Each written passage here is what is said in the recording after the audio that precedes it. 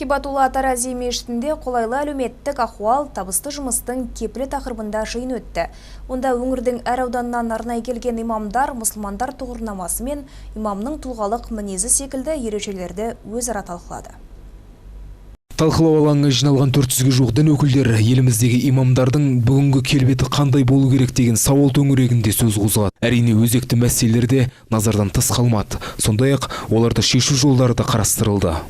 Алла нәсіп етсе, енді имамдарымыздың жалпы атқарып жатқан жұмыстары өте қыруар. Десе де енді көп шешілмей жатқан мәселелер бар, жоқ емес. Ол жаңағы жатағын мәселесі дегендей, сол теріс ағыммен жұмыста имамдарымыздың белсене атсалысуына біздер өз кеңестерімізді, ақыл кеңестерімізді айтып, және психолог мамандардың кеңестерін ала отырып, осы мәселені жолға қойсақ деген ниетіміз бар.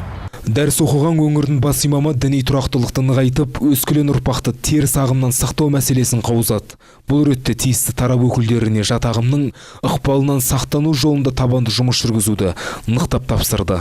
Өтіп жатқан жиын өте пайдалы әрі маңызды болған отырыстардан, жиындардан болып табылады. Бұл жиындардан біздердің алатын нәтижеміз ел арасында жалпы біздің қызметіміз болсын, халыққа өзіміздің үлгілік тұрғысынан болсын, семьялық тұрғысынан болсын, әке ретінде болсын, имамдық діни қызметтің көшбасшысы болғандықтан да осы жолда дұрыс ұстану керектігін, осы жолдан арғатай келешектегі қызметтерімізде дұрыс атқаруымыз үшін өтіп жатқан осы жиыннан алатын пайдаларымыз өте көп. Қазіргі алмағайып заманда жас буынды тура жолға бағыттау имамдардың басты міндеттерінің бірі. Сол себептен де шарапатты шаралар олардың ілімін арттыруға сүбелі үлес қоспақ. Ертай Райымбек, Санат Аралбек, 7-7 Ньюс.